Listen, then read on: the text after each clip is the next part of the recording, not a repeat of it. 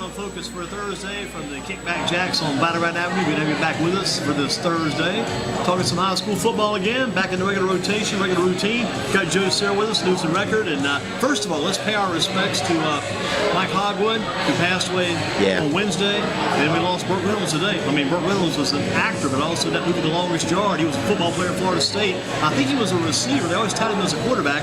I think he might have been a receiver in college. Mike Hogwood covered a lot of football, high school football too, that Friday Football Fever. Just a strong addition, strong show for a lot of years. I think he kind of got it going back in his day at WFNY TV too. Yeah, Mike was nothing but a class act, and you know, I never got to know him very well, but I know his son Robert, who's the Page boys tennis and girls tennis coach and the tennis pro at Sedgefield. Played high school tennis with John Isner. Robert's just a good dude, and he got that from his dad, no doubt. Yeah, I saw his dad about 3 or 4 years ago at the ACC Women's Basketball Tournament. First thing he said, how's my friend Jimmy Fulmer doing? I said, he asked about Jimmy Fulmer, so he checked on that. And Jimmy worked at WCOG back in the day when it was 1320. So Hogwood was in high school, and he used to go to the radio station as a high school kid and sit in the control room and watch Jimmy do the controls and the technical stuff, and kind of learned about it from there. Then Mike's first radio job, I think, was with 97.1 WQMG, back when those guys were on East Wendover Avenue playing the elevator music and the beautiful music back in the day. But a good background of Mike. He was Rick Barnes' roommate in college, Lenore Run. Had a strong sports background. I think he was a good tennis player himself back in the day. Yeah, very good tennis player. And his son Robert played at App State. I mean, he's a big App fan. But yeah, and you mentioned roommates. Burt Reynolds' roommate in college, Lee Corso. Yeah, that's right. So it's kind of you know, greatness by association. But they were both quality guys too, obviously. So a little bit interesting that way. But yeah, prayers and thoughts go out to the Hogwood family. He was just a good guy. Yeah, he had a stroke a couple years ago. We knew he'd been in bad health then. We thought he'd come back around. He did a football game Saturday. Did Catawba versus West Georgia State, along with Aaron Summers, who I think is kind of a Raleigh-based journalist. But I mean, just as recent Saturday, did a college football game, and he was some teaching at Catawba, by the way, to a professor down there, I think, of media and journalism. So definitely gonna be missed. Yeah, no doubt. Don't want to miss any football. We work tonight. Kickback Jacks on Battleground. Great night for football. Got the Falcons and the Eagles. NFL kicks off tonight. A long wait to get that back going again. The defending Super Bowl champion Eagles host the Falcons. Falcons always a lot of offense with Matt Ryan, Julio Jones, and with the Eagles. I mean, they finally fulfilled a dream last year. Got that Super Bowl championship. Should be some great viewing tonight, I guess, on XI TV 12 locally. Yep, NBC. Yes, sir. Pretty soon to be on the Fox Stadium Thursday night, right? Because they got the new package with the NFL Network. Yeah, that's coming. I'm old school. I'm used to Monday Night Football, Sundays, and not much else. But you've got the Thursday nights now. The first Monday night, you've got the doubleheader now that they do every year. You've got an early game at like 7:10, and then a 10:30 post game, which I believe is John Gruden's first game. So that should be interesting against the Rams. And we've got guys like Keenan Allen, Los Angeles Chargers, with his fine quarterback there. You got who else we got? We got Keenan. We got David Amerson for the Chiefs. I hope still. We got DJ Reader with the Texans. We got TJ Logan, Arizona Cardinals. We got list goes on, guys everywhere. Yeah, a lot of talent in this area. I'm not sure if James Sutton with the Steelers. He was the 5th rated running back at one time in the Steelers camp. Haven't checked later to see what happened. Don't know if he made practice squad. I'm not sure. But you know, Le'Veon Bell not being there might have opened the spot, or the trickle down might have gotten him practice squad position. Hope so. Two other guys to mention right quick before we get in the meat of the Guilford County High School football deal. Let's mention these two college football players. You alluded to one earlier and maybe dropped his name yet. But for North Carolina, we may have two of the top Heisman hopefuls this year. Bryce Love with Stanford from down around Wake Forest. Yes, sir. We've got Will Greer at West Virginia out of Davidson Day. And Will Greer gets better every week. Yeah, I was at that game. I'm a West Virginia alumnus, so enjoyed seeing him. He had a little bit of he missed a few throws, left a few plays on the field, as they say, in the first half, but he was lights out in the second half, threw for over 400 yards and 5 touchdowns. It was the most yardage ever thrown for against Tennessee in the game. Wow. So he had a big game. Tennessee does not seem to play good in those openers. They played Appalachian opener a couple years ago. They nearly got beat in that game. They went overtime. They don't seem to play good in those openers. And I guess Butch Jones, is he still at Tennessee? No, they're transitioning. They brought in Jeremy Pruitt, along defensive coordinator. You know, good chops there, but you know, he's never been been a head coach before, so you kind of have to see how that goes. And he's got to change things around from when Butch Jones was there, change the culture, and he's going to do things differently. He's a Nick Saban disciple, so he's going to do a lot of things that way. We'll see what happens. A lot of college football to be played, and a lot this weekend. I'm not really pumped up about the games this weekend. Last weekend, there were a few to watch. That A&T East Carolina game was very good. Yeah. Fun game to listen to on Sunday in my car out by the basketball court, trying to save the battery, but listen to it on the car radio with Donald Ware and company. And I'll tell you, that commercial came on with about a minute to go in the game. It was toward 30 seconds in, the commercial comes up at the same time as the game. Please cut that commercial off. They finally did. We got the last 30 seconds in, but glad A&T won. Excellent start for them. Yeah, and the best part of the aftermath, the viral video of Coach Sam Washington after the game, a guarantee game obviously for A&T, so they get a check. Sam saying, "Pay me my money," and that was classic. If they don't put that on a T-shirt, or Nike doesn't help them, maybe I should mention Nike these days, but if that's their sponsor, if somebody doesn't put that on a T-shirt, they're crazy because they can make some money. Biggest surprise so far this season in Guilford County high school football. What's the biggest surprise so far for Joe Sirera? Losing record high school extra section. Northwest Guilford being 3-0, a really quality comeback win in overtime for them last week against Southeast Guilford. I did not expect that from them. You know, I figured they would be 2-1 at this point because of their schedule, but I did not see 3-0. That was a really good win, and they've got Northern Guilford this week, a rivalry game, and Northern struggling, so there's a really good chance Northwest gets to 4-0, and then you're looking at, if you win a couple conference games, you're back in the playoffs. The funny thing is, last year they won 3 games the entire year. They won 3 of the first 4, lost the last 7 in a row. They've already equaled last year's win total. They win Friday, they exceed last year's win total, and what a turnaround there. I mean, just good things at the right time. Yeah, there's a lot of guys who've had something to do with that. Obviously, got to start with Cameron Cloud. Anytime he touches the ball as a receiver, on a jet sweep, as a kick returner, he's dangerous. He could score a touchdown. Johnny Pagano, who moved over from receiver to quarterback, has really been a solid quarterback for them. Done exactly what they needed, managed games, made plays. Jacob Hardy, an undersized defensive lineman, but a good one. A bull as a running back. Jacob, I think it's Shepanik or Skapanik, who's the defensive lineman's played well. I mean, that's been a good football team. And the interesting thing about the game Friday night is you got Kevin Wallace, the Northwest coach, and Eric Westberg, the Northern coach, who were on the staff together at Greensboro College. So there's been a lot of friendly jawing back and forth this week via social media. A little bit surprised in Southeast because they brought the new coach in, Coach Tinsley, hoping to get that offense upfield by the pass. They've gone upfield, but it's more like the quarterback, Ryan Douglas, running the ball. Kind of surprising me so far. Yeah, I have to admit I'm surprised at that too. They've been consistent in terms of scoring right around 27, 28 points in their 3 games this year, but I think I expected by the second year that things would be clicking a little bit better for them. You know, it's a long season. We'll see what they do this week against Grimsley, but that's been maybe a little bit disappointing. I guess you got to take what the defense gives you. Yep. That's one way to look at it, too. Team you thought might be showing us more, maybe a little bit behind as far as the productivity goes so far. Any team that's kind of behind? Grimsley and Northern, I would say, are probably the 2, and Grimsley had the loss to Northern open the season, so maybe they're a little farther down the list.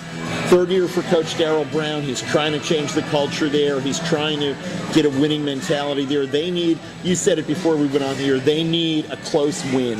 If they had pulled out the Grimsley game, the Northern Guilford game to open the season, I think the feeling would be different around that program. They need to win one of those close games and start believing. And until they do, it's a struggle. It's hard to change that culture. They got a few guys, we can call their names on the top of our hat. Chris Ellis, quarterback.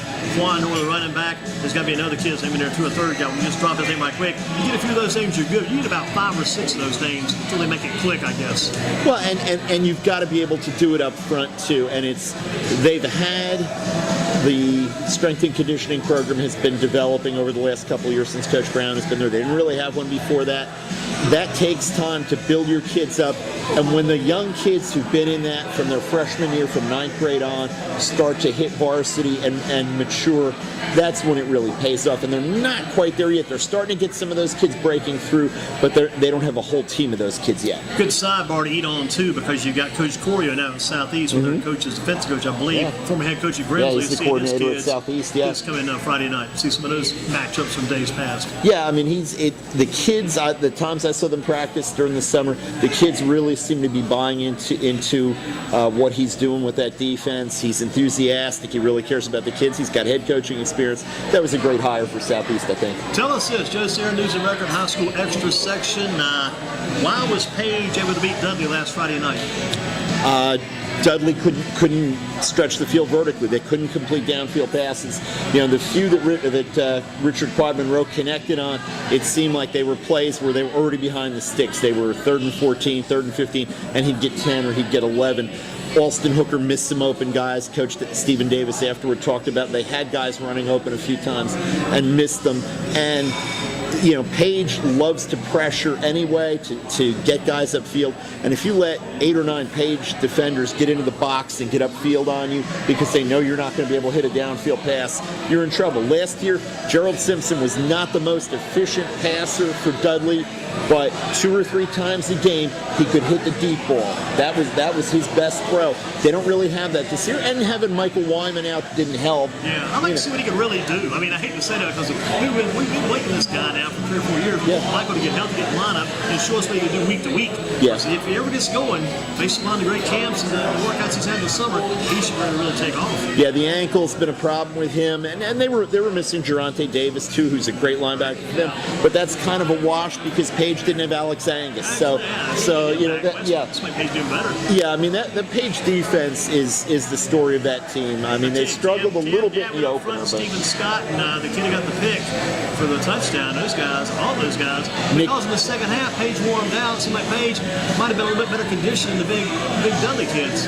Yeah, and the Page players talked to me about it during the week about how they run at practice every day, and they thought it would pay off. And I think it did in the second half. But that defensive line, you mentioned Cam Gavin. Nick Butler's been there for a few years. And the kid who's really, to me, stepped up a lot this year is Kobe Phillips. Big, wide body in the middle of that defensive line. That kid plays baseball, too. And you were shocked. You go out there and all of a sudden what's the kid doing? It's like DJ Reader in a little very much version, so. But he comes up and then he'll hit for a big double. I mean, he's got some talent. Yeah, he can run a little bit for a big guy, and having those 3 guys up front and being able for them to be able to handle Dudley's offensive line, I think that says a lot about Page's team. It took a while for Page to get that edge. They wore him down as the second half went on. Yeah. Initially, after it all happened, they were in that backfield all night long. Yeah, and it was big plays too. I mean, Cody King, monster game. Catches 2 touchdown passes, throws one on a jet sweep where he pulls up and throws. He had a huge game.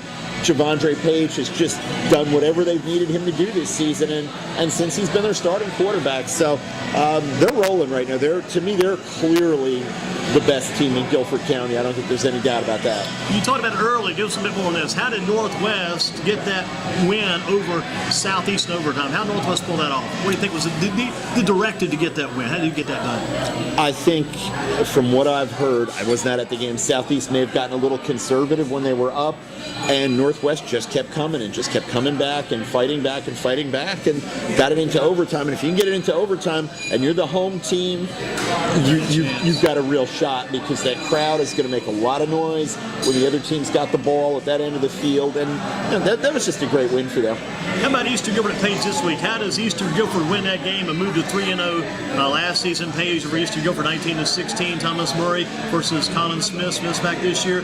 How does Eastern win that game tomorrow night? I think they've got to do a lot of things offensively with the quick game. They've got to get the ball out quickly, quick screens, jet sweeps, anything that goes quickly. They do not want to put their sophomore quarterback, Kamel Smith, back there for any length of time with that Page defensive front coming at him, because that's not going to end well. They've got to get the ball out quickly, but they've got the guys. You've got Hezekiah Newby, sophomore running back, who looks really good. Adam Akins, sometimes a running back, sometimes a receiver. Justin Matthews, Nick Cheely. They've got playmakers on the outside. They just have to be able to get the ball out to them against that Page defense. And those guys, Matthews, Cheely, Justin Spruill, Alex Gowda, they need to make plays on defense on the perimeter, because Page right now is not hurting teams between the tackles. They're hurting teams outside the half hash marks. And Eastern Guilford has guys who can play out there in space. Page wins on offense because of Cody King, possibly. Yeah, and I think it'll be Page's defense I expect Page to win, and I think it's what their defense is going to do. They're going to feed off what they did last week. They're going to be disruptive to Eastern's offense. The quick game works if you're not being disrupted. If you're being disrupted, it throws the timing off, and everything falls apart. The Northern Guilford Northwest game this week. How many Northern Guilford fans have to stand up because they're going to be running out of room on the visitor side early? How many fans standing? Probably 1,000. Well. 450. If the record was better for Northern right now, more. But they're struggling offensively. They're only averaging about 140 yards a game, the Nighthawks. And last year they were able to throw the ball all over the lot. And it almost didn't matter which of their two quarterbacks, Jacob Leonard or Tyler Flippin, was in there. But you lose Ford Moser, who moves and transfers to Page. You lose J.J. Julian. I didn't realize how good those two kids were at Northern last year and how many plays they made, because without them, the passing game just hasn't been there at all. And they ran well against Grimsley, but against Grimsley it was a few plays. Their defense is, as many points as they've given up, I don't think Northern's defense is as bad as the numbers indicate. They've just been on the field for so long and been gassed. How about Southwest Guilford Ragsdale? Southwest could be 4-0 in the win, and will the Cowboys walk away with the victory? I think so. I think Ragsdale is still kind of finding its offensive identity with Malachi Manus being gone this year. They still have Devin Boykin, Coach Johnny Boykin's son. They're using him more as an athlete than as a quarterback. Trey Jackson getting more of the snaps at quarterback. They're going to have to hit a couple of big plays. And against Southwest defense, that's an iffy proposition. Devin Flowers for Southwest. Devin Flowers for Southwest, a quarterback, sophomore, getting better throwing the ball. If they're multi-dimensional, if he can throw the ball along with the running game with Tyree Graham and some of the other guys they have, and their defense, they could go a long way. Well, we're going to have 3 or 4 teams at the top of the county standings this season, and some of the other teams will be kind of out of the running for playoff spots after, say, 4 or 5 weeks of the regular season. You see 4 or 5, maybe 3 or 4 teams at the top as far as the power goes. Page is up there, no question. I think we'll see what Eastern Guilford's got this week. I would put Southwest in there. I think you got to put Northwest in there right now, as long as they take care of business against Northern. Northeast is kind of a sleeper to me a little bit. Earl Bates' teams always fly under the radar. They had an off week already. They're 1-1. They had a really tough, close loss, 16-14, to open the season at Eastern Guilford. I kind of want to see how that team shakes out. Need to play out. a few more games. Yeah, right? I kind of want to see how they shake out, and I'll dip into the private school ranks. High Point Christian has another loaded team of athletes and a couple of really good linemen, and they're 3-0. Are they going to play 3A or 2A? Wait end of the year we find out. They'll find out whether they do it different for football. They have Division 1, 2, and 3. 1 is the big schools, and they don't determine where you're going to be until the end of the regular season. Charlotte Christian must be good, because I think they beat Charlotte Catholic that first game 6-0, so they've got to be good. Yeah, the Charlotte private schools, Providence Day, who knocked out High Point Christian last year, Charlotte Latin, Charlotte Christian, they have numbers and they have talent, and it's tough to match up with them when you're a High Point Christian team that has 26 kids in the program. They're a good 26 kids, a very good 26, but depth is going to wear you down. How about this? Top Guilford County kid in the college games this past weekend. Would it be Mac McCain, maybe the top Guilford County kid for the college team? I like the defensive guys. I like defenders who make big plays. He did it on the road in a hostile environment. And he's done it more than once. That's what blew me away. He did it against Charlotte. Well, maybe that's his career play, but he did it again.